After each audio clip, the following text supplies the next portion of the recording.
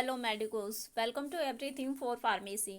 आज हम इस लेक्चर में रिमेनिंग टॉपिक्स के बारे में डिस्कस करेंगे। सो लेट्स ये देखते हैं हमारा रिमेनिंग पार्ट क्या था। What is eutectic mixture.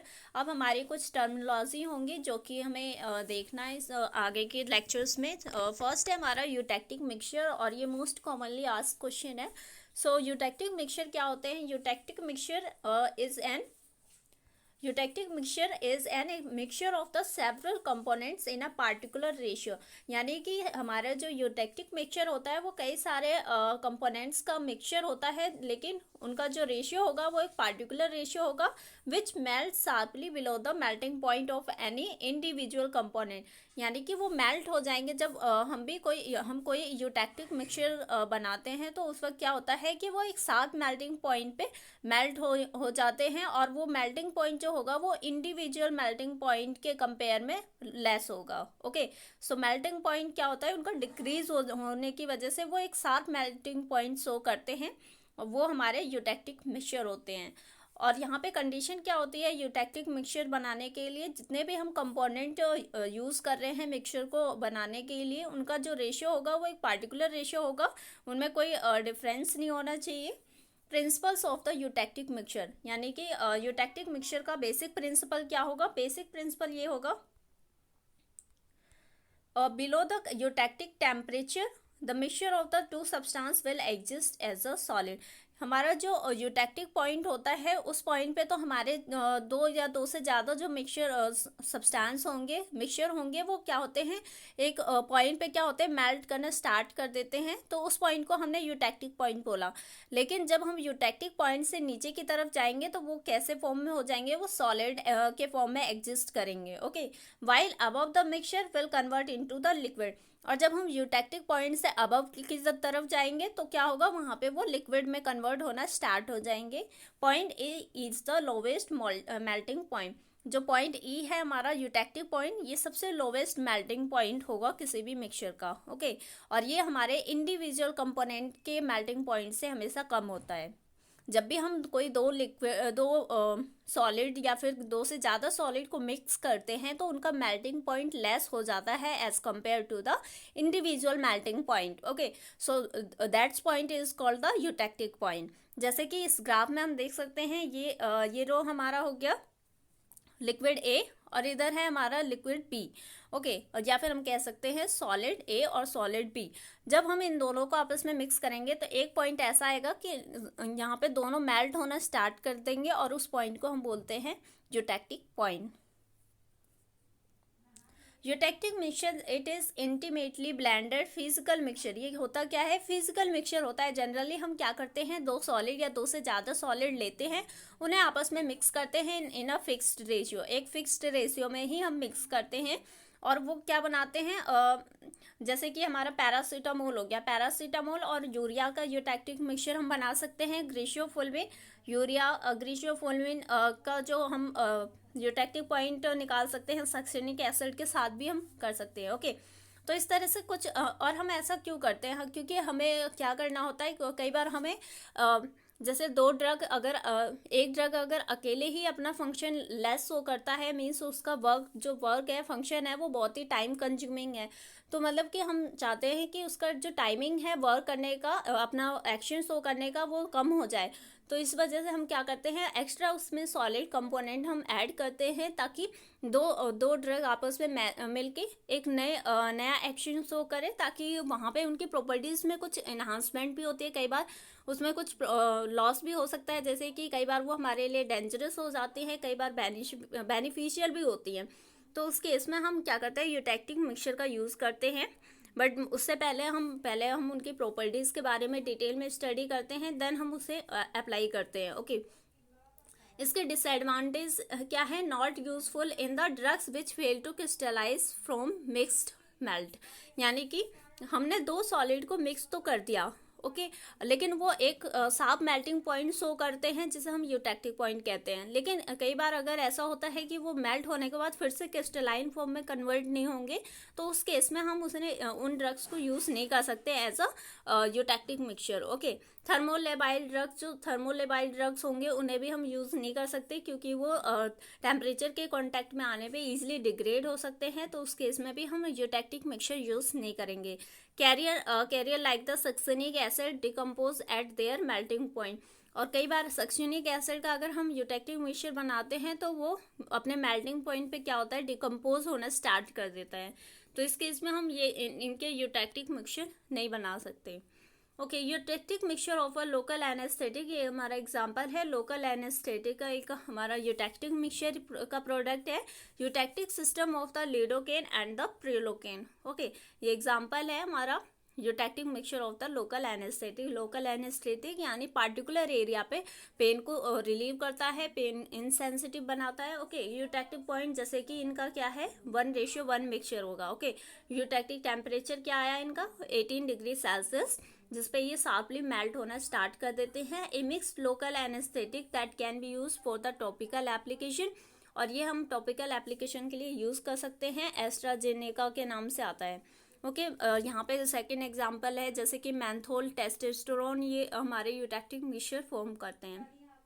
Now next topic is the vapour pressure. What is vapour pressure, और ये हम बचपन से पढ़ते आ रहे हैं। वेपर प्रेशर क्या है हमारा? सो vapour pressure when a liquid is kept in a close evacuated container, जब भी हम किसी लिक्विड को अपने एक क्लोज इवैक्यूएटेड खाली कंटेनर में रखते हैं, molecules from its surface continuously leave, तो हम क्या करते हैं जब उन्हें हीटिंग करेंगे तो क्या होगा, मॉलिक्यूल जो सरफेशियल मॉलिक्यूल होंगे लिक्विड के वो कंटिन्यूसली लीव करते हैं and go into the space above it, और वो स्पेस में जाते हैं। This is known as a process of the vaporisation. Okay, यानी कि जब भी हम किसी कंटेनर, खाली कंटेनर में हम हम लिक्विड रखते हैं, उसे हीटिंग देते हैं, तो वो वेपराइज होगा। वेपराइज यानी कि लिक्विड फॉर्म किस में कन्वर्ट होगा, गैस फॉर्म में। तो गैस फॉर्म में कन्वर्ट होने पर वो मॉलिक्यूल्स जहाँ भी खाली स्पेस होगा उधर की साइड भागते हैं। ओके, तो इस केस को हम वेपराइजेशन बोलते हैं। Some molecules however return to the surface depending on the their concentration in the vapour, और सब मॉलिक्यूल्स, कुछ ऐसे मॉलिक्यूल्स होंगे जो वापस आने लगेंगे। ये डिपेंड करता है कि कंसंट्रेशन कैसी है वेपर की। दिस इज कॉल्ड कंडेंसेशन, यानी कि जब हमारा वेपर अगेन लिक्विड में कन्वर्ट होना स्टार्ट कर देगा तो उसे हम कंडेंसेशन प्रोसेस बोलते हैं। Okay, at equilibrium when the rate of the escape of the molecules become equal to the rate of return, यानी कि एक ऐसा पॉइंट आएगा कि जितने मॉलिक्यूल्स एवोपरेट होके जा रहे होंगे ऊपर, उतने ही रिटर्न होके कंडेंस होके वापस आ रहे हैं, तो उस पॉइंट को हम बोलते हैं इक्विलिब्रियम। सो इक्विलिब्रियम पॉइंट पे क्या होगा, the vapour is then said to be saturated, उस टाइम पे जो वेपर्स होंगे वो कैसे होंगे, सैचुरेटेड होंगे। Okay, the pressure exert by the vapours at equilibrium is known as the vapour pressure. जो भी वेपर के द्वारा जितना भी प्रेशर लग रहा है एट इक्विलिब्रियम, उस कंडीशन को हम बोलते हैं vapour pressure. Now vapour pressure, the vapour pressure of a liquid depends on the temperature, और वेपर प्रेशर हमारा टेम्परेचर पे भी डिपेंड करता है, and not on the amount of the liquid, liquid के अमाउंट पे डिपेंड नहीं होता और ना ही वेपर पे, as long as both liquid and vapours are present. Okay, तो उनके वेपर्स और लिक्विड के कंसंट्रेशन पे डिपेंड नहीं करता है, वो डिपेंड करता है कि टेम्परेचर कितना है। जितना ज़्यादा टेम्परेचर होगा वेपर प्रेशर उतना हाई होगा। Okay, as the temperature is raise, जब हम टेम्परेचर बढ़ाते हैं more of the liquid gas goes into the vapour, तो ज़्यादा से ज़्यादा टेम्परेचर बढ़ाने पे जल्दी जल्दी हमारे लिक्विड क्या होते हैं, गैस में कन्वर्ट होते हैं और वेपर फॉर्म में चले जाते हैं स्पेस में, और वो उतना ही ज़्यादा वेपर प्रेशर का इफेक्ट शो करते हैं, यानी उनका प्रेशर उतना ज़्यादा होगा। As the temperature is raise further the density of the vapour increases, जब हम और भी टेम्परेचर बढ़ाएंगे तो क्या होगा, वेपर्स की डेंसिटी बढ़ती जाएगी, while that of the liquid decrease, और दूसरी तरफ लिक्विड की डेंसिटी क्या होगी, कम होती चली जाएगी, क्योंकि हाई टेम्परेचर पे जितने भी मॉलिक्यूल्स होंगे लिक्विड के वो गैस में कन्वर्ट होना स्टार्ट कर देंगे। At one point densities of both phases become equal, और एक ऐसा पॉइंट आएगा कि दोनों फेसेस की जो डेंसिटी है वो इक्वल हो जाती है, and can't distinguish to between the two phases, और हम दोनों फेसेस के बीच में डिस्टिंग्विश नहीं कर पाते। The temperature at which this occur is called critical temperature, और इस टेम्परेचर को हम बोलते हैं क्रिटिकल टेम्परेचर। नेक्स्ट टॉपिक है हमारा latent heat. What is latent heat? The heat that produced during the change of a state of material is called the latent heat. यानी कि latent heat को हम कैसे डिफाइन कर सकते हैं, जब भी कोई एक फेस दूसरे फेस में कन्वर्ट हो रहा है तो उस वक्त जितनी भी हीट रिलीज हो रही है या फिर ऐड हो रही है तो उस हीट को हम बोलते हैं latent heat. When this heat results in the change of a state of solid to the liquid is called latent heat of the fusion. यानी कि यही लेटेंट हीट जब हमारी क्या करती है, सॉलिड से लिक्विड के कन्वर्जन में हेल्पफुल होती है, तो इस हीट को हम बोलते हैं latent heat of the fusion. यानी सॉलिड लिक्विड में जब कन्वर्ट होगा तो उस हीट को हम बोलेंगे latent heat of the fusion. For example the heat required to change ice to the water. यानी कि आइस से सॉलिड से हमें लिक्विड में आना है at the 0 degree Celsius, the latent heat of the fusion ये होगा. मतलब कि हमारा जो latent heat of the fusion होगा वो क्या होगा, 0 डिग्री सेल्सियस. जब हमें आइस को वाटर में कन्वर्ट करना होगा तो हम थोड़ा सा टेम्परेचर माइनस से पॉजिटिव की तरफ आते हैं, यानी कि 0 डिग्री सेल्सियस कर दिया तो हमारे टेम्परेचर राइज होने की वजह से सॉलिड क्या होगा, लिक्विड में कन्वर्ट करना स्टार्ट कर देता है. तो उस पॉइंट को हम लेटेंट हीट बोलते हैं. Okay, latent heat of the fusion. Latent heat of the vaporisation, यानी कि जितना भी हीट हमें कंज्यूम कर रहा है हमारा लिक्विड गैस में कन्वर्ट होने के लिए, उस हीट को हम बोल देंगे latent heat of the vaporisation. Is the quantity of the heat absorb, जितना भी हीट उसने एब्जॉर्ब किया है when liquid is changing to the vapour state. Okay, तो इसे हम latent heat of the vaporisation बोलेंगे. क्योंकि हम मान लेते हैं कि किसी बीकर में हम वाटर बॉईल कर रहे हैं, तो जब हम वाटर बॉईल करते हैं तो एक कांस्टेंट टेम्परेचर पे हमारा वाटर क्या होता है, बॉईल करना स्टार्ट कर देता है. और जैसे कि हम जानते हैं हमारे वाटर का बॉइलिंग पॉइंट होता है 100 डिग्री सेल्सियस. लेकिन हम 100 डिग्री सेल्सियस के बाद हम कोई टेम्परेचर में इंक्रीमेंट नहीं करते हैं, टेम्परेचर सेम रहता है, लेकिन फिर भी वहाँ पे क्या होता है कि हमारा लिक्विड गैस में कन्वर्ट होना स्टार्ट कर देता है. तो यानी एक फेस दूसरे फेस में चेंज हो रहा है, तो उस जितनी भी हीट उसमें कंज्यूम हो रही है या फिर जितना भी हीट कंज्यूम हो रहा है या लॉस हो रहा है, उस हीट को हम बोलते हैं लेटेंट हीट ऑफ फ्यूजन और the vaporisation. Now next term है हमारा sublimation. Sublimation it is defined as the process of the transformation of the solid directly into the vapour phase. Simply हमारा सब्लिमेशन क्या है, सब्लिमेशन वो process होता है जिसमें हमारे सॉलिड डायरेक्टली वेपर फेस में कन्वर्ट हो जाते हैं without passing into the intermediate liquid phase. बिना लिक्विड में कन्वर्ट हुए वो डायरेक्टली गैस में कन्वर्ट हो जाते हैं.